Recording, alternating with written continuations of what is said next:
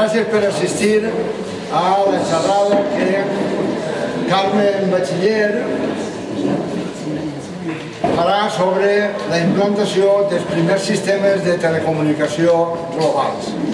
Ella és professora, és enginyera de telecomunicacions i és professora a la Universitat Politècnica de València i també és directora del Museu de les Telecomunicacions de la Universitat Politècnica. En la revista vam posar que era directora del Museu de la Telegrafia, però no, és de les telecomunicacions, és més. El museu és més cosa. Bueno, doncs, agrair-li a ella que hagi fet l'esforç per vindre avui així, està complicat, però bueno, moltes gràcies. Muchas gracias por acollir-me. Bueno, a ver, ahí. Bueno, voy a intentar, ya que habéis venido muchos y está muy... ¿Qué? You wanted to... No, lo que estáis viendo, ya que habéis venido muchos, voy a intentar no hacerme muy pesada. Ya que además sabéis, como habéis venido vosotros que sois muy jóvenes, que supongo que os cuenta para algo, para la asignatura o algo así, ¿no?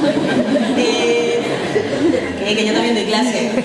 Pues eso, intentaremos que sea ameno. Pues yo, como ha dicho Josep Lluís, pues os quiero agradecer que me hayáis acogido, que me hayáis invitado también a dar la conferencia y que os interese lo que os voy a contar. Lo que estáis viendo son imágenes del Museo de la Telecomunicación de la Universidad Politécnica. Os he traído las imágenes para que las veáis, porque como sois alumnos y profesores de secundaria, a lo mejor alguno de vosotros se quiere animar y venir a visitarnos. Estamos en la ciudad de Valencia, en la Universidad Politécnica de Valencia, en la Escuela de Ingenieros de Telecomunicación, donde doy clase y donde también estudié, porque yo estudié Ingeniería de Telecomunicación allí. Y bueno, el museo está abierto al público, hacemos visitas guiadas para institutos, es muy chulo de ver porque tiene un montón de piezas de telecomunicación de todos los ámbitos, telegrafía, telefonía, sonido e imagen, radiocomunicaciones, instrumentación de los siglos XIX, XX y también XXI. Y hacemos actividades para los institutos que vienen, para la gente que viene a ver nuestro museo, pues tenemos actividades. Entonces, yo ahí lo dejo, por si queréis venir, alguno de vosotros se anima. Luego me parece que me he traído hasta tarjetas, que he sido muy prevenida y me he traído mis tarjetas. Os puedo dejar hasta las tarjetas por si me queréis escribir o si tenéis interés en alguna cosa más. Como veis, pues el museo tiene un poquito de todo, ¿no? Tiene piezas que algunas son más antiguas, otras más modernas y algunas pues son más conocidas como los teléfonos o como las radios o como las teles, y otras pues como las piezas de telegrafía pues pertenecen a un ámbito de la telecomunicación como mucho más restringido. Bien, pues yo creo que con estas imágenes ya os hacéis más o menos una idea. También tenemos una web que estaría guay que la miraseis, podéis mirarla y hay muchas cosas también chulas de ver, por si lo queréis ver. Y entonces ya, sin más dilación, no tenía audio porque quería hablar, entonces, sin más dilación, voy a empezar la presentación. A ver, modo de pantalla. Vamos a ver. Yo soy más profesora de pizarra, ¿vale? De pizarreo y hacer ecuaciones, pero es que soy muy de ecuaciones. Y lo que os voy a contar, que son los primeros sistemas de telecomunicación globales, pues como que la pizarra no decía tanto. Entonces yo me he preparado mi presentación en PowerPoint con muchas fotos y eso para no hacerme pesada. Realmente la historia de la telecomunicación es la historia del mundo. O sea, hay comunicaciones humanas desde que el mundo es mundo. Y el mundo tecnológicamente ha cambiado, pero las necesidades de las personas siguen siendo las mismas. Nosotros seguimos siendo los mismos de la cueva, solo que mejor vestidos y con smartphones. Pero a fin de cuentas seguimos teniendo las mismas necesidades, seguimos siendo las mismas personas, nuestras relaciones sociales son más o menos las mismas. Las comunicaciones o las telecomunicaciones solo nos ayudan a esas relaciones sociales, porque desde siempre desde que el mundo es mundo, la gente ha tenido la necesidad de comunicarse, de enviar mensajes. Los mensajes se podían escribir cuando apareció la escritura y podías dejar un mensaje escrito a otra persona. Antes se dejaban marcas, por ejemplo. ¿Y para qué necesitaban comunicarse? Pues para todo, para lo mismo que nos necesitamos comunicarnos ahora.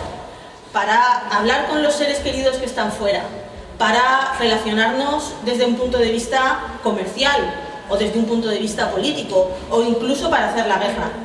Pues eso, y se siguen utilizando las telecomunicaciones exactamente en los mismos ámbitos. El primer sistema de comunicación a distancia podríamos decir que era el correo a caballo. Era gente que iba con su caballo y llevaba los mensajes a caballo. Y así se transmitían los mensajes. El primer sistema serio de este estilo fue en el Imperio Persa. Después lo heredaron los romanos.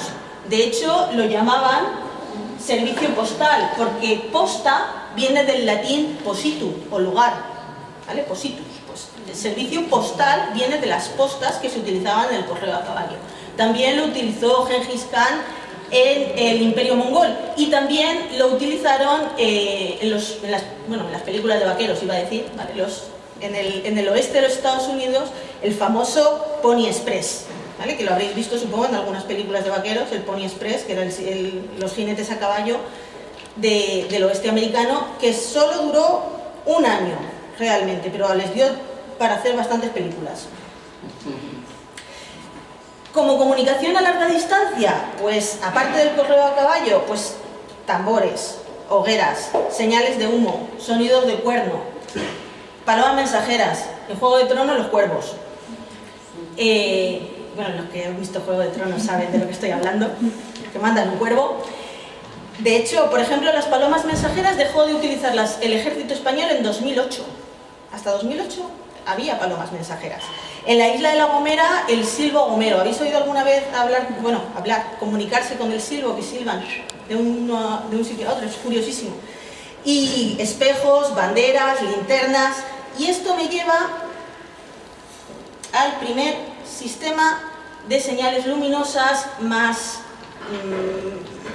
¿cómo decir?, que fue institucionalizado. ¿Vale? Se basaba en tener, pues eso, señales luminosas. Aquí lo que veis, estáis viendo, son heliógrafos.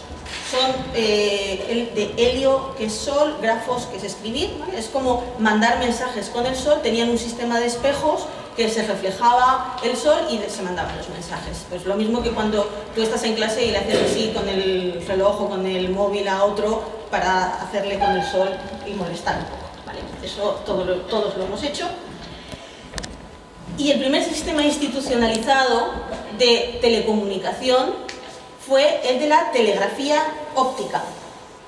Bueno, pues los primeros trabajos en telegrafía óptica son del siglo XVIII y los hicieron los franceses. Un ingeniero y científico llamado Claude Chappé, que inventó un sistema de estaciones semafóricas con esta máquina que veis ahí, y la máquina tenía diferentes posiciones y cada posición era una letra. Estaban separadas unos cuantos kilómetros, hasta 32 kilómetros, había un señor con un catalejo que miraba y se iban enviando los mensajes así. Claro, los mensajes iban cifrados, ¿vale? Los mensajes iban cifrados y solo el primero y el último de la línea sabían descifrar los mensajes, porque cualquiera podía ver ese mensaje. Pero a pesar de todo, en el siglo XVIII les hackearon el sistema. De hecho, había un código entre medio que era un código de borrado, ¿no? De lo que mando a partir de ahora, eso lo borras porque no sirve. Y entonces habían sobornado a unos torreros y lo que hacían era captar la información de la bolsa, que mandaban de la bolsa de París a las otras ciudades para, pues la información de los precios, ¿no? De las subidas y las bajadas. Y así hicieron mucho dinero, les hackearon el sistema ya en el siglo XVIII. O sea, que esto del hackeo no es nuevo. Entonces, se adoptaron en Gran Bretaña, en Estados Unidos y en España.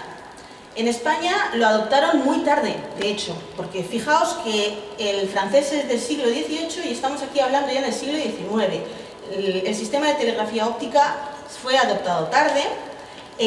lo desarrolló un brigadier de caballería y coronel del Estado Mayor que se llamaba Maté. Bueno, pues era un señor que ideó un sistema de torres con esa maquinaria. ¿Veis? Esta maquinaria donde esto sube y baja y estas bolitas de aquí también suben y bajan. Y depende de dónde esté la posición combinada, pues era un mensaje que mandaban. Algo del estilo de la reina está enferma, ha nacido un hijo del rey, le vamos a declarar la guerra a Narnia. Entonces, había varias líneas, la Madrid-Irún, la Madrid-Valencia-Barcelona y la Madrid-Cádiz. La que nos interesa, porque nos ocupa en nuestro territorio, es la Madrid-Valencia-Barcelona-Junquera, de la cual solo se desarrolló bien el tramo entre Madrid y Valencia. Y de hecho, si vais de Valencia a Madrid por la carretera, todavía se ven las torres, porque estas torres todavía están allí. El tramo entre Valencia y Barcelona no fue funcional, no acabó de utilizarse, porque enseguida vino el siguiente invento, que fue la telegrafía eléctrica. Vale, ya os dije que habían empezado tarde los españoles. Bueno, pues lo de la telegrafía eléctrica empezó en el siglo XVIII y empezó con los primeros sistemas que utilizaban la electricidad para mandar algún tipo de mensajes. Pues ya utilizaban pues una serie de cables que los ponían aquí uno al lado del otro, los alimentaban con unas máquinas de rozamiento para hacer electricidad estática, dándole a la manivela para hacer que la máquina generara algo de electricidad estática, y entonces saltaba una chispa a una cierta distancia. El problema que tenían era generar electricidad. Generar electricidad no era una cosa fácil, ¿vale? Entonces lo que utilizaban eran grandes máquinas de fricción que generaban electricidad, pero también, una vez habías generado la electricidad, ¿cómo lo almacenaban? Pues lo almacenaron con lo que se llama botella de Leyden, que es una botella, te puedes hacer una botella de Leyden en casa. Luego es un poco peligroso porque te descarga y eso, bueno, igual no lo hagáis en casa. Se hace con una botella, con una lámina de estaño, y dentro de la botella tienes trocitos de estaño, y entonces lo cargas con una pila, por ejemplo, y lo dejas ahí cargado. Luego cualquiera viene, la toca, se descarga a través de él y es una risa. No lo hagáis en casa. Pero permitía almacenar carga eléctrica. Con botellas de Leyden se hicieron los siguientes telégrafos. Por ejemplo, el telégrafo eléctrico de Betancourt, que era un español y que hizo pues un telégrafo que utilizaba una línea de 9 cables. Con los 9 cables, que eran 8 de señal y 1 de retorno, podía codificar los 255 códigos distintos. Es decir, ya utilizaba un sistema de codificación similar al sistema de codificación de 8 bits que se utiliza ahora en comunicaciones. O sea, ya previó que aquella era una manera de hacerlo. El problema que él se encontró, porque él tendió su telégrafo entre Madrid y Aranjuez, era importante lo del Aranjuez. Veréis que Aranjuez aparece varias veces porque Aranjuez era la residencia real. Y entonces ellos, cuando enseñaban algún invento, siempre se lo enseñaban al rey, ¿no? Para que yo de a ver si me dan algo luego para poder seguir trabajando, investigando. El problema que vio es que en las distancias largas tenía que haber estaciones intermedias, porque si no, la señal desaparecía. Bueno, pues esto mismo me lleva a cómo generaban la señal. Habíamos visto antes las botellas de Leyden, pues ahora vemos las baterías eléctricas. Galvani fue el primero que describió cómo afectaba la electricidad a los seres vivos. En De Vivus Electricitatis in Motu Musculari, pues él hace sus experimentos con ranas y les aplica corriente eléctrica a los cadáveres de la rana, y entonces se da cuenta de que la rana meneaba la patita cuando le aplicaba una descarga. Y dijo, pues esto lo tenemos que escribir y lo tenemos que estudiar más. De hecho, si os habéis leído el Frankenstein de Mary Shelley, la idea que subyace es esa, es traer a algo a la vida a través de la electricidad. Y si no os habéis leído el Frankenstein de Mary Shelley, ¿a qué se estáis esperando para leeros el Frankenstein? Entonces, estos fueron unos de los trabajos principales o seminales de las baterías eléctricas. Alessandro Volta fue el que hizo el primer generador químico de electricidad, que es este que veis aquí, que es con una pila salina, que se llamaba, porque tenía unos cilindros como de cartón impregnados en sal. Vosotros la podéis hacer en casa con un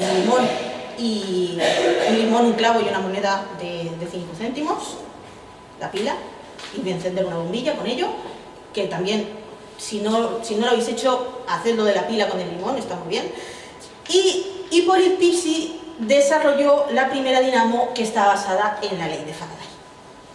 Y con estos inventos en la mano, Francisco Salvay Campillo hace sus experimentos de electricidad aplicada a telegrafía. Desarrolla un dispositivo para transmitir señales a distancia con botellas de Leyden primero, y luego, enterado como estaba de los trabajos de Galvani, hace un telégrafo desde la terraza de su casa hasta el jardín con ranas. Bueno, el telégrafo, las ranas era el detector, o sea, él tendía el cable y ponía una rana muerta al final. Y entonces, cuando le soltaba la descarga, la rana movía la pata. Y aquello, pues decía que además era muy útil porque la rana era un animal que era fácil de mantener y barato. Y entonces se podían sustituir fácilmente. Y no es coña, está escrito en un tratado, ¿eh? O sea, eso tal cual.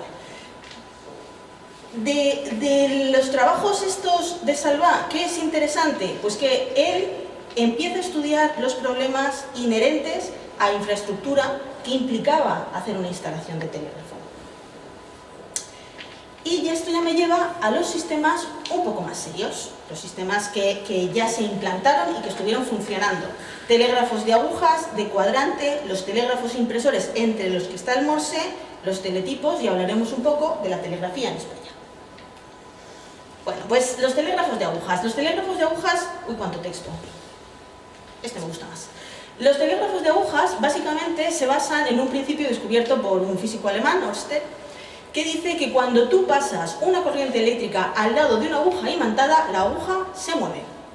Así que ellos tienen un dispositivo con varias agujitas, ¿veis las agujitas pequeñas aquí? ¿Vale? Y les hacen pasar corriente cerca de esas agujas, corriente que generan, pues con unos generadores que pueden ser o bien la pila, o bien la botella de Leyden, o bien la dinamo, ¿vale? Generadores a fin de cuentas. Dependiendo de por qué cable hacen pasar la corriente o no, la aguja se moverá. Y dependiendo de cómo se mueva la aguja, transmites una letra o transmites otra letra. Estos telégrafos, que los desarrollaron en el Reino Unido Cook and Wistock en 1837, fueron muy utilizados junto con las instalaciones de tren, de ferrocarriles. Siempre, cuando instalaban una línea de ferrocarril, instalaban también una línea de telégrafo, porque interesaba tener una comunicación de cómo iba el ferrocarril, de cómo iba el tren. Y no había jinete a caballo que fuese más rápido que el tren, lógicamente. O sea que necesitaban algo que fuese más rápido que el tren. Y algo más rápido que el tren, ¿qué era? El telégrafo. Los telégrafos de cuadrante se desarrollaron en Francia, los desarrolló Antoine Breguet en el 1845 y tiene dos agujas y una especie de círculo, y la aguja se mueve sobre el círculo tipo Ouija, indicando dónde está la letra que tú quieres transmitir. Se utilizaron ampliamente en los ferrocarriles y en España hasta el siglo XX, en los años 35-36 del siglo XX. Y hay otros sistemas que se utilizaron en otros sitios, desarrollados por otros inventores, etc. Pero todos ellos fueron barridos por el Morse. Se llama telégrafo impresor a un telégrafo que es capaz de dejar un registro de lo que se envía, cosa que es importantísima. Porque todos los otros telégrafos que habéis visto, el mensaje o lo escribes o desaparece. Porque la agujita se mueve un momento y luego deja de moverse. Y luego se mueve de otra manera. Entonces tiene que estar uno muy atento y no hay un registro. Pero en un telégrafo impresor sí que hay un registro en papel de lo que se ha enviado. Entonces, para tener un registro en papel de lo que se ha enviado necesitamos algo que escriba, y algo que escriba de una manera más o menos fácil. Bueno, pues esto es lo que Morse desarrolló. De hecho, el éxito del telégrafo de Morse radica en su simplicidad. Realmente lo que él se dio cuenta era que cuando tú tenías una línea telegráfica, si la interrumpías saltaba una chispa. Y esa chispa se transmitía. Entonces, jugando con las chispas, ¿vale?, dijo, vale, si yo solo tengo una línea y solo tengo una chispa, lo que tengo es que jugar con la longitud, o sea, el tiempo que dura esa chispa, con cuántas chispas de esas pongo. Y entonces desarrolla desarrolla un equipo muy sencillo, un equipo que tiene una llave transmisora, que es simplemente un interruptor que interrumpe la corriente eléctrica, y una recepción que tiene una parte móvil, este punzón de aquí, que tiene una parte móvil, un punzón que se entinta, es decir, que se le pone tinta, y que cuando por el electroimán circula la corriente, se mueve, y entonces se deja caer con la tinta en el papel, y entonces pues hace una picadita, ¿vale? Y la picadita a lo mejor la hace más larga, si estás más tiempo. Y lo que tienes al final son picaditas más cortas y picaditas más largas, es decir, puntos y rayas, ¿vale? Y aquí, bueno, aquí tenéis el alfabeto Morse, pero me voy para atrás. Ahí, aquí estoy. El método de los puntos y las rayas para definir las letras es lo que nosotros llamamos código Morse. Morse es el apellido del inventor, ¿vale? Solo utiliza un conductor, como os he dicho, uno solo, y el retorno a través de la Tierra. Y es muy sencillo de utilizar, y por tanto muy fácil de construir, y por tanto muy fiable, y por tanto muy fácil de reparar, y muy barato también. Y además, si eso no fuese suficiente, le hizo una demostración al Tribunal Supremo de Estados Unidos y les encantó, y lo adoptaron como sistema en Estados Unidos. Y como lo adoptaron como sistema en Estados Unidos, pues el resto de la gente dijo, bueno, ¿por qué no? ¿Vale? El primer mensaje que se transmitió en Morse fue What hath God wrote, que es ¿qué nos ha traído Dios? Y dijo, nos ha traído el Morse. ¿Vale? Aquí tenéis el código Morse. Os conviene saber del código Morse cómo se dice SOS, que son 3 puntos, 3 rayas y 3 puntos. Por si acaso, ¿vale? Por si acaso, acordaos, 3 puntos, 3 rayas, 3 puntos, mando un SOS, por si acaso me viera muy mal. Todo el mundo lo entiende. Después vinieron los teletipos. Claro, para transmitir mensajes en Morse había que saber Morse y había que saberse la codificación. Los telegrafistas se sabían esa codificación. La gente que trabajaba aquí en esta casa sabía Morse y sabía cómo funcionaba esa codificación. Entonces, era también gente que tenía una formación importante. No os creéis que eran la gente que trabajaba en telégrafos no era cualquier cosa, era una gente con una formación muy importante. ¿Qué pasa? Que, hombre, ¿y si alguien que no tuviera esa formación tan importante también pudiera mandar mensajes, por ejemplo, escribiendo con un teclado? Estaría bien. Ese es el siguiente avance, que los equipos ya no mandaban puntos y rayas, sino que mandaban tipos o letras, tipos de typewriting o de escritura de tipos, ¿no? Y le llamaban, a esto le empezaron a llamar teletipos.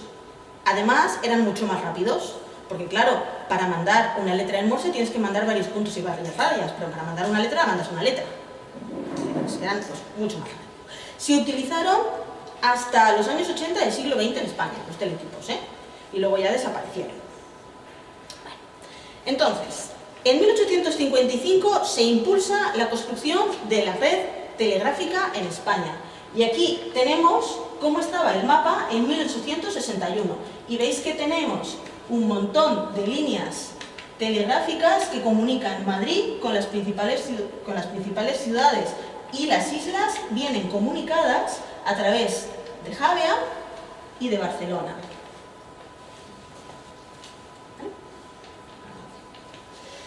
Aquí podéis ver cómo la línea telegráfica evoluciona desde el 1900 al 1935 y cómo también evoluciona el número de oficinas. Aquí ya empieza a decaer, pues porque el teléfono hace su aparición. Tenéis que tener en cuenta que el telégrafo, que era muy diferente, mandar un telegrama, tú te tenías que ir a una oficina de telégrafos y decirle a alguien que mandara el telegrama por ti. Y el telegrama se recibía en la oficina de telégrafos. Y iba una persona a avisar de que tenían un telegrama. No era una comunicación como la entendemos nosotros, de persona a persona. Era como una comunicación de oficina telegráfica a oficina telegráfica. Y si un pueblo no tenía oficina telegráfica, estaba vendido, porque tenía que irse a mandar el telegrama a otros sitios, ¿vale? La telegrafía óptica, la gente ni siquiera podía mandar telegramas, era solo del gobierno. En el otro sistema, en el sistema óptico, solo el gobierno. Aquí al menos la gente normal sí que podía mandar un telegrama. Los cables submarinos, pues vamos a ver. Claro, habéis visto que para comunicar por vía telégrafo se ponen cables, pero ¿qué pasa cuando tenemos un océano en medio? Cuando tenemos un océano en medio, pues también hay que poner cables. Y lo que hicieron fue empezar a tender cable por el fondo del océano. Un cable submarino es exactamente eso. Vas echando cable hasta que llega al fondo y se deposita en el fondo, y tú vas con tu buque cablero, que se llama un buque cablero, vas con tu barco, vas avanzando y vas soltando cable. Y el cable está en el fondo del océano. Y cuando el cable se rompe, pues hay que pescarlo y arreglarlo. El primero entra en funcionamiento en 1851 en el Canal de la Mancha, entre Dover y Calais. Problemas que tenía: el aislamiento del cable, el refuerzo mecánico, el que tenías líneas larguísimas sin estaciones repetidoras. Por ejemplo, el cable es que está muy interesado en esto, entonces necesita atender también. El cable, aunque parezca mentiras, los tiburones les gusta mordisquear el cable submarino. Nadie sabe por qué, pero lo mordisquea. Bueno, pues a pesar de todo, en 1865, después de varios intentos fallidos y mucho desastre entre Irlanda y Terranova, Irlanda en Europa, Terranova en América, tendieron el primer cable transatlántico, ¿vale? Y en 1870 ya había cable todo alrededor del mundo. Y el presidente de los Estados Unidos en 1903 mandó un mensaje que dio la vuelta al mundo y le costó 9 minutos dar la vuelta. Pero aquí veis la densidad de cable submarino, sobre todo entre Europa y el norte de América. ¿Y qué pasó en España? Pues en España se subieron al carro relativamente pronto, ¿vale? En el 59 hubo un proyecto de unir Valencia con Menorca, pero se desestima porque hubo una guerra con Marruecos y se tiende el Tarifa-Ceuta en el estrecho de Gibraltar, que solo funcionó 20 días. No me preguntéis por qué, no sé si es que fueron porque hubo una tormenta, porque estaban las guerras carlistas por medio y lo tumbaron. La cuestión es que aquello no funcionó. El que sí que funcionó fue la línea Valencia-Javia-Ibiza, que se proyectó en 1860-1861. La idea era comunicar Ibiza con Mallorca, Mallorca con Menorca, Menorca con Barcelona y Valencia con Javia y con Ibiza. ¿Vale? Además, en las islas, los amarres del cable, los amarres es donde el cable iba conectado, servían para conectar con líneas extranjeras, lo cual era importantísimo. También hubo un proyecto de cable submarino de un tendido de cable con un buque cablero. La gente que va tirando cable, ¿veis? Estos son las roldanas donde va el cable que al final cae al agua y tiene boyas al principio para que no caiga tan de golpe, ¿no? Y luego lo van dejando, depositando poco a poco. Entonces, la línea Xavia-Ibiza, bueno, pues se despliega en 1860, la despliega el vapor inglés que se llamaba Estela, el buque cablero Estela. En España no tenían todavía buques cableros, pobrecitos, entonces vinieron unos ingleses. Lo hicieron en 11 días, tenía 2 conductores aislados, cada conductor, están ahí, o sea, ahí en esa vitrina están los conductores de cable submarino, o sea, están los cables submarinos tal como eran, y tienen pues muchos alambres que los recubren, luego pues una capa de caucho y otra de estopa y otra de gutapercha, que es como una especie de pegamento ahí que lo hace muy impermeable, ¿no? En el 70 se instaló otro cable, en 1870, y en el 80 y 1888 hubo que sustituirlo. Y en 1908 se instaló un Valencia-Palma. Vale. ¿Y qué pasaba cuando una de estas líneas de cable se cortaba? O sea, se rompía. ¿Vale? Entonces, yo aquí me encontré, en el Museo de Telégrafos de Madrid, me encontré esta circular de 15 de febrero de 1888, donde el director general explica qué es lo que hay que hacer si el cable se rompe. Y dice así: interrumpido el cable de Ibiza a Javea, los telegramas para Baleares se transmitirán a Barcelona, Valencia o Alicante, desde cuyos puntos se remitirán por correo en sobre al jefe de la primera estación de aquellas islas, en que toquen los vapores que salen de Barcelona para Palma de Mallorca, los viernes, y para Mahón los miércoles, de Valencia para Palma de Mallorca los domingos, y de Alicante para Ibiza y Palma los martes. Sírvase usted acusar recibo de la presente circular al centro de su dependencia, que lo hará a este directivo. Dios guarde usted muchos años. Madrid, 15 de febrero de 1888. ¿Os hacéis una idea de lo importante de verdad que era el cable que había aquí, a 10 metros de aquí? O sea, era importantísimo para la gente que vivía en las Islas Baleares y para la gente que tenía negocios o que tenía familia allí. Porque si no, en lugar de mandarle un telegrama, lo que le tenían que hacer era mandar el telegrama, que lo metieran en el sobre, que lo metieran en el barco, que iba una vez por semana, y a ver cuándo les llegaba. ¿Y cuándo se estropeaba alguno de estos cables? ¿Cómo se reparaba? Bueno, pues yo aquí os he traído un vídeo de una experiencia en primera persona de... Un vídeo de una experiencia en primera persona de cómo se reparaba un buque cablero. Este vídeo lo cuenta en primera persona, ahora ya es muy mayor porque eso pasó en 1951, lo cuenta un chico de 16 años que se fue con su padre embarcado en un buque cablero a arreglar un cable que se había roto. ¿Vale? A ver...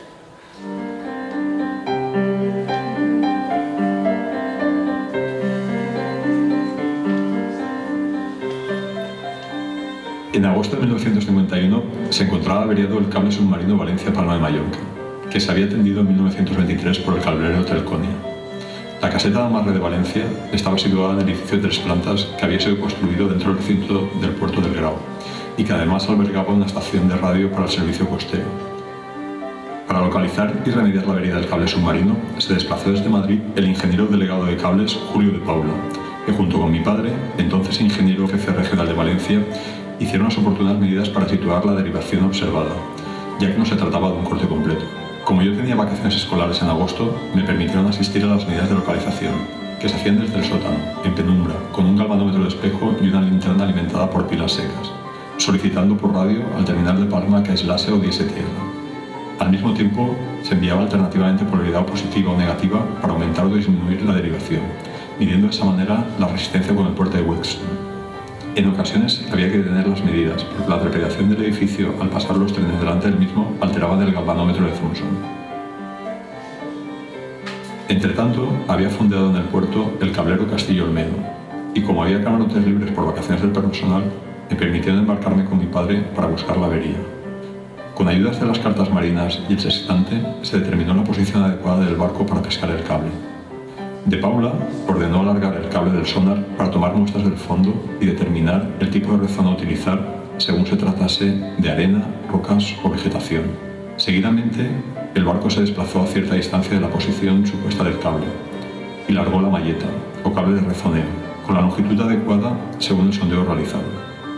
Después de varias pasadas, en el sentido contrario, desplazándolo ligeramente en cada recorrido, finalmente se enganchó el cable para subirlo a bordo. Se había hecho de noche y había que mantener la posición para continuar al día siguiente. Por la mañana se hizo el cable hasta la cubierta por la roldana de proa.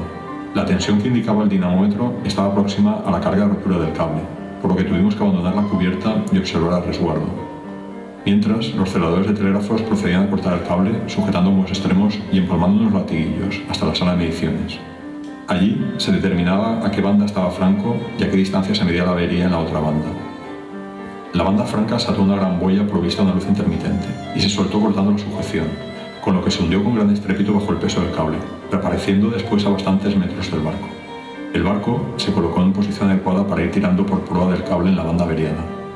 En un cierto momento, y mientras observaba con atención el izado por si aparecía algún punto sospechoso, recogió una maraña de cables enredados en múltiples cocas, que correspondían al punto de empalme de una avería anterior.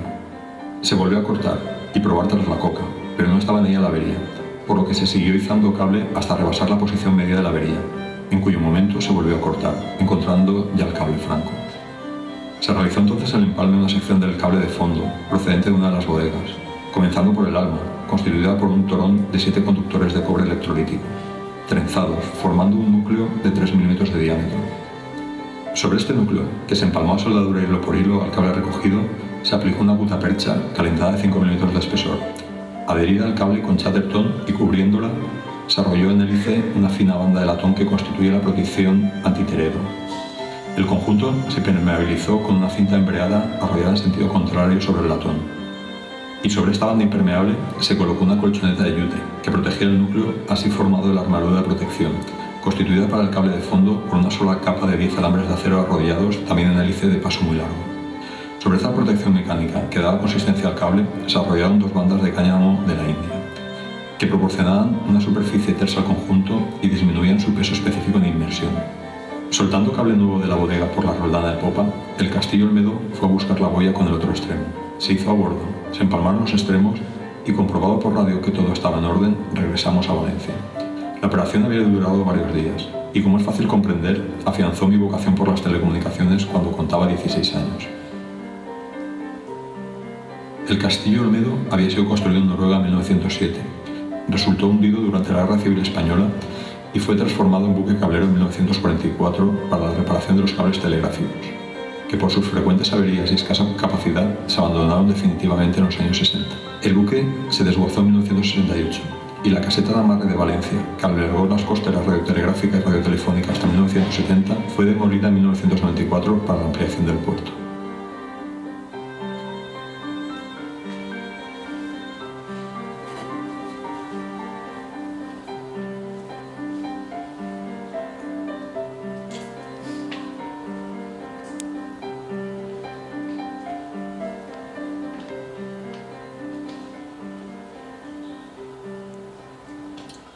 Pues esto era lo que pasaba, y así se actuó.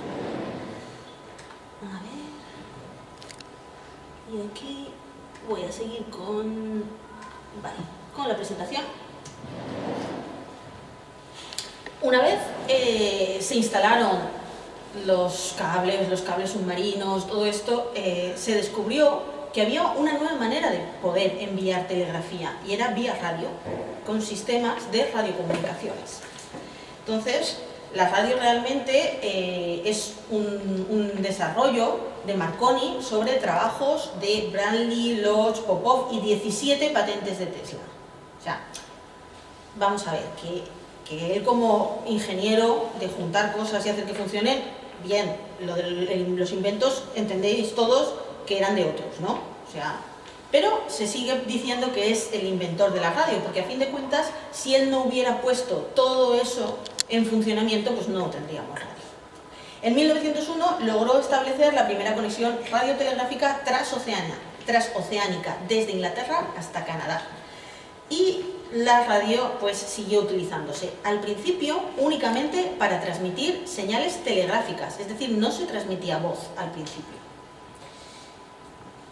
De hecho, hay un valenciano que es el coronel Julio Cervera Baviera, ¿vale?, que trabajó en la aplicación de las ondas electromagnéticas para uso militar, como explosión remota de minas, manejo de torpedos, telegrafía sin hilos, ¿vale?, y que hizo pruebas entre Tarifa y Ceuta, ¿vale?, también entre Alicante e Ibiza.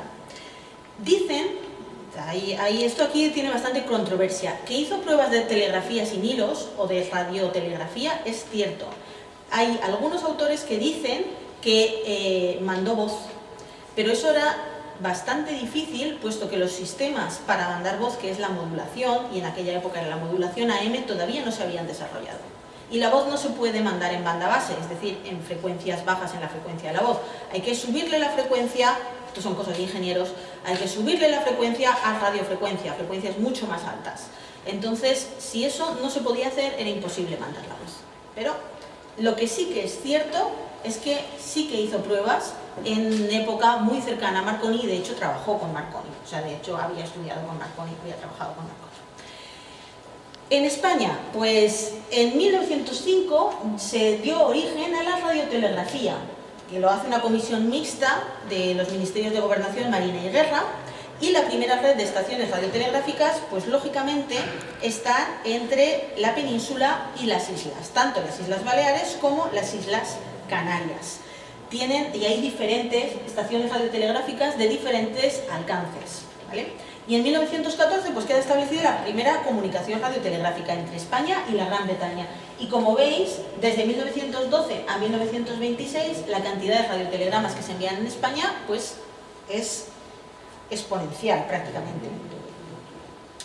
En Paterna estuvo una de las primeras estaciones radiotelegráficas que hubo, que es de 1924 y era una estación militar. Tenía, pues fijaos, la antena, la torre portaantenas esta era enorme, y las antenas son los hilos que están así, o sea, la torre solo era para portar la antena, para llevar la antena, ¿vale?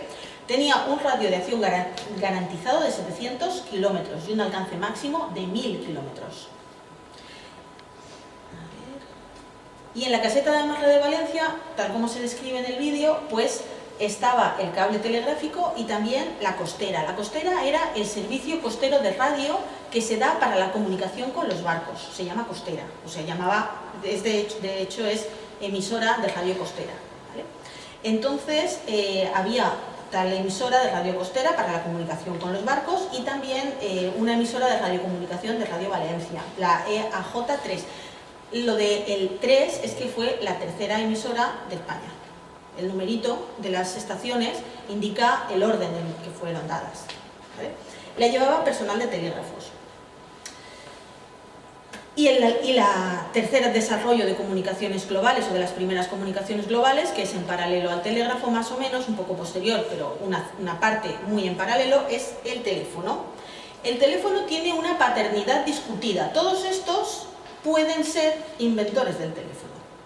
Es decir, a nosotros cuando en el colegio yo estudiaba lo de quién inventó el teléfono, yo decía Alejandro Graham Bell, y me salía así, Alejandro Graham Bell, ¿vale? Porque era el que me habían explicado, ¿no? Realmente Graham Bell lo que hizo fue obtener la primera patente en Estados Unidos para el teléfono, en 1876, pero Antonio Meucci, que era un italiano, en 1854 ya había construido un teléfono y ya había pagado una patente, pero como la patente era parcial no le sirvió cuando Bell hizo la suya. Y luego hubo otro que fue Elisha Gray, que puso su patente de teléfono solo unas horas después de la de Bell. O sea, y luego aparte había un señor que se llamaba Hayes que había también hecho un teléfono, lo que pasa que no lo patentó. Y un tal Puska que inventó la central de conmutación. Y Edison que estaba trabajando en el micrófono de carbono para mejorar los teléfonos. Con eso os quiero decir que había mucha gente en muchas partes del mundo desarrollando un sistema para hablar a distancia, que es lo que significa teléfono. ¿Vale? En España la telefonía fija se instaura o se instala más o menos a la misma época que en el resto del mundo occidental. Y tiene como 3 etapas: nacimiento y caos. Lo de caos ves que era realmente un caos, la reorganización y el monopolio, y la liberalización.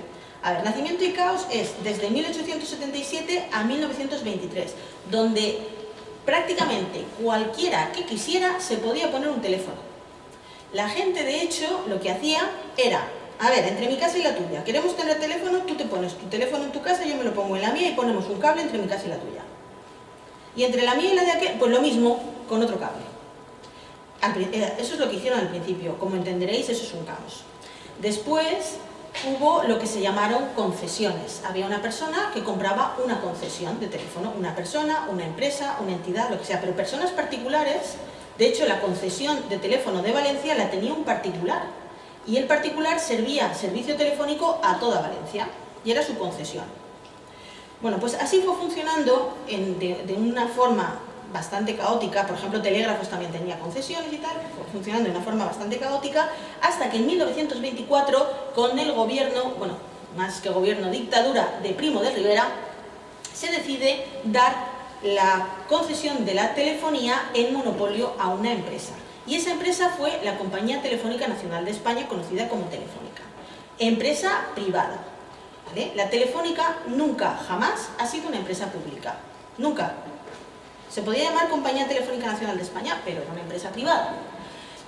Y trabajaba en España en régimen de monopolio. Eso sí, el Estado español tenía un porcentaje de la empresa y la empresa tenía la obligatoriedad de dar servicio universal, es decir, a todo aquel que quisiera tener un teléfono le daban el teléfono o le ponían el teléfono.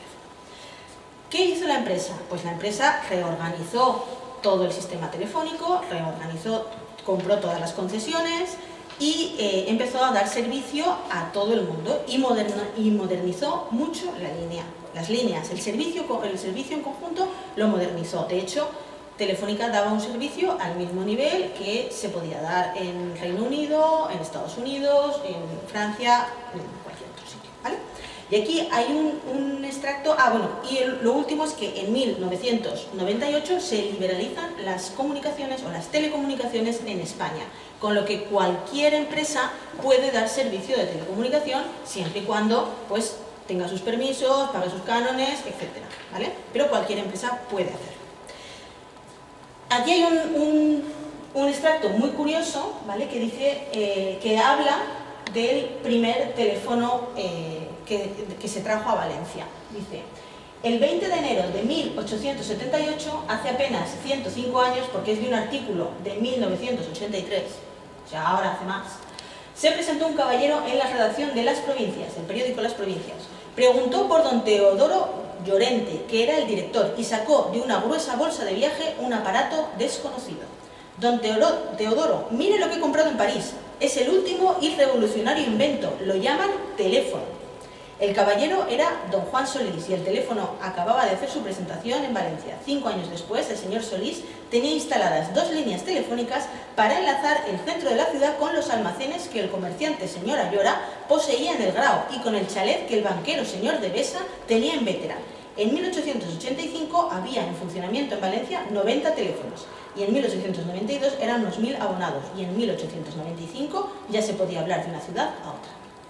¿Habéis visto que se trajo el teléfono y lo puso con sus amigos, el del chalet de Vétera y el empresario de no sé dónde? O sea, ya está, lo conectó directamente. Entonces, uno entiende que eso de conectarlo directamente pues no es el sistema, ¿vale? Pues aquí os enseño unos primeros teléfonos, los teléfonos que se llamaban de candelabro, que eran estos de aquí, o los teléfonos de horquilla, que eran aquellos de allí, son los teléfonos primitivos. Pues las líneas, ya os lo he dicho, tenían 2 dispositivos punto a punto. El país con más teledensidad, curiosamente, era Suecia, ¿vale? Y bueno, pues aquí tenéis más ejemplos de teléfonos. Bien, pues el concepto de teléfono como un servicio privado evoluciona a un servicio urbano, a algo con lo que mucha gente puede ponerse en comunicación con otra mucha gente. Y eso hizo que apareciese lo que se llama conmutación telefónica, que entonces era manual. ¿Qué era eso? Pues mira, aquí tenéis un conmutador suizo de telegrafía, que ahí en esa vitrina hay un suizo muy mono también, se llama conmutador suizo, que lo que hace es que tienes unas líneas, las de arriba, y otras líneas, las de abajo. Si quieres comunicar una de las de arriba con una de las de abajo, coges uno de esos pinchos y lo clavas. Y así pones en comunicación uno con otro. Eso es lo que se hace en la conmutación telefónica. Tienes las centralitas de conmutación, donde hay unos puntos, que son unas clavijas, donde tú metes el clavo, los agujeritos de la clavija, tú metes el clavo y pones en comunicación una línea con otra línea. ¿Vale? Y así es como se hacía la comunicación, pero para eso se necesita una persona que lo haga. lógicamente. Y aquí veis lo que os decía de las concesiones particulares, que por ejemplo en Alcoy, don Francisco Abad Ridaura tenía 179 abonados, o que en Valencia don Antonio Monpó tenía 887 abonados. ¿Vale? Una persona daba el servicio de telefonía a sus vecinos.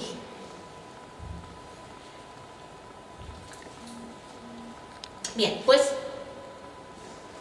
y volviendo a la conmutación, lo primero que tenemos que tener en cuenta es que la conmutación es un trabajo en femenino. O sea, es un trabajo que hacían las mujeres en exclusiva. Hay que saber que desde 1880 las mujeres podían prestar servicio en telégrafos en España. Es el primer trabajo en la administración pública de las mujeres. Y eso es un avance tremendo, pero tremendo es tremendo, porque podían llegar a ser, o eran funcionarias del Estado, eran telegrafistas, con los mismos derechos y deberes que sus compañeros hombres, y además reconocidas como tales. No tenían las mismas, no podían llegar a la misma categoría, ¿vale? Pero sí, en su categoría, sí que estaban reconocidas. Después, aparte del trabajo de las telegrafistas en las oficinas de telégrafos, resulta que con la conmutación manual en los teléfonos se necesitaba alguna persona que lo hiciera, que hiciera ese trabajo de poner en comunicación una persona con otra, una llamada telefónica con la otra. Se empezaron a utilizar los chicos que repartían los telegramas. Ya os he dicho que el telegrama llegaba a la oficina de telégrafos y alguien tenía que llevarte el telegrama a tu casa, y esos eran unos repartidores, que normalmente eran unos chicos adolescentes. Bien, pues estos chicos los empezaron a poner en los teléfonos, o sea, delante de las centralitas telefónicas, para poner en comunicación una persona con otra, una línea con otra. ¿Qué pasaba? ¿Habéis intentado mantener durante 10 horas seguidas a un adolescente sentado delante de alguna cosa que no sea, yo qué sé, el Fortnite? Bueno, delante del Fortnite sé que podéis, o sea, pero delante de algo ¿vale? ¿Habéis intentado que se esté quieto ahí? Yo creo que estaría imposible, ¿vale? Se dieron cuenta enseguida que eso era tarea imposible, que los chicos del reparto de los telegramas no los podían tener sentados. Y entonces encontraron una nueva fuerza de trabajo igual de mal remunerada que los adolescentes, que eran las mujeres. Por ejemplo, en Cincinnati, VH Eshet escribía que había contratado 66 ladies, o sea, señoras, que eran far superior, o sea, muy superiores a los chicos. They are more constant, son más constantes, no beben cerveza y siempre están disponibles. Pues eso, ni que decir tiene que les pagaban lo mismo de poco que a los adolescentes, o incluso a lo mejor hasta menos. Pero eso llevó a una cuestión ergonómica muy curiosa, y es que las centralitas telefónicas están perfectamente adaptadas para que una mujer sentada llegue de punta a punta sin tener que levantarse. Y también llevó a una generación de mujeres a entrar en el mercado laboral, con todos los derechos y obligaciones que eso implica. Y, bueno, pues al nacimiento del feminismo en España, que no está mal. ¿Qué podemos decir de la Compañía Telefónica Nacional de España, que trabajó en monopolio desde 1924 hasta 1998, que unificó las diferentes redes, que modernizó las infraestructuras y el servicio, que en el 26 ya empezó a poner en marcha las primeras centrales automáticas? Por ejemplo, la de Valencia es una de las primeras desde el 28, que se instalan también los primeros radioenlaces, o sea, enlaces de telefonía pero vía radio con las Baleares, que en el 47 tienen que cambiar el plan de numeración de 5 cifras por el de 7, porque tenían tantos números que ya necesitaban 7 cifras para poner los números, y que en el 57 tienen cable coaxial desde la Junquera a Murcia.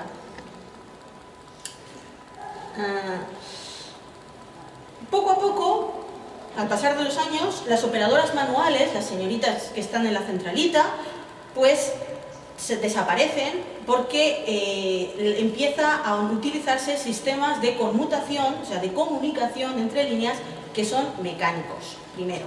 De hecho, la última central manual fue la de Polopos, en Granada, que se cerró en 1988. Pero los sistemas de conmutación automática, las de comunicación automática mecánica, son muy anteriores, de 1926. Eran unas centrales gigantes, como de 7 metros de alta. Hacían un ruido espantoso porque movían unos motores para poner una línea en comunicación con otra.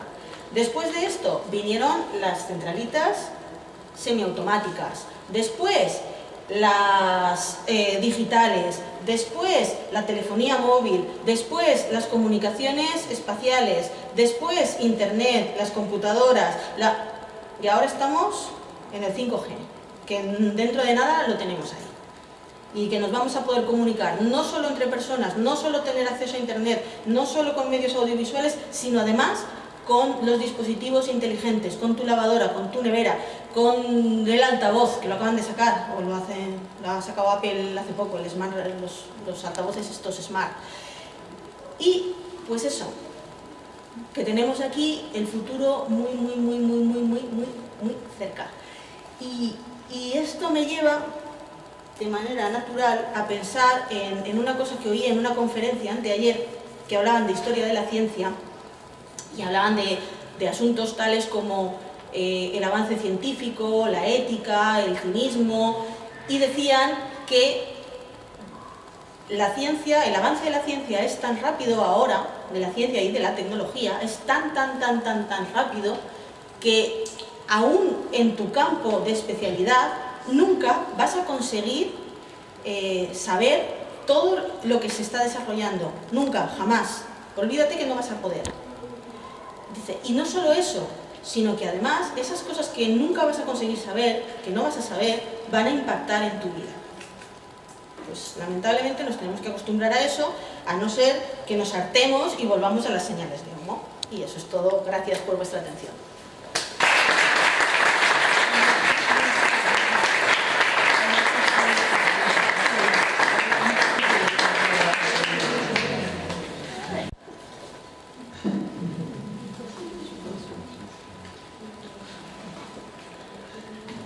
He merendado antes de venir, o sea que no me voy a comer a nadie. O sea que quiero decir que podéis hacer preguntas sin riesgo de vuestra vida. Es una...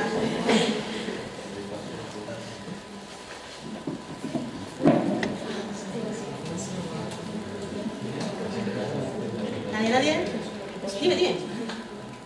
Amb la telefonia va tindre que tornar a posar el cable de retorn.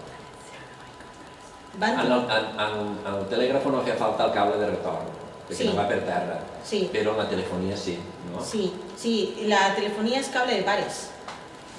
En la telefonía va par trenzado, cable de pares, van dos cables juntos. Cuando se pone cable, los primeros cables de telefonía eran los cables de pares que le llamaban par trenzado, que eran dos conectores que iban juntos. Entonces el cable en sí eran dos conectores juntos, separados por su dieléctrico, bueno, por su aislante, y se ponía junto. Después ya se empezaron a atender los cables coaxiales.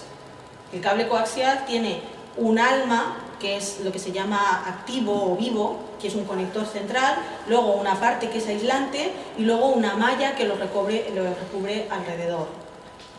Y es una malla conductora que lo recubre alrededor y luego otro aislante. Entonces siempre son dos conductores.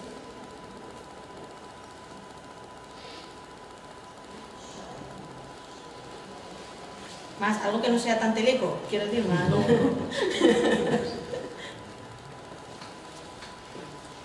Claro, pues si no hay preguntes... Pues nada, gracias de nuevo por vuestra atención. Un moment, recordar-vos que demà a les 11 hi ha un taller sobre experiències d'electricitat relacionades amb la telegrafia.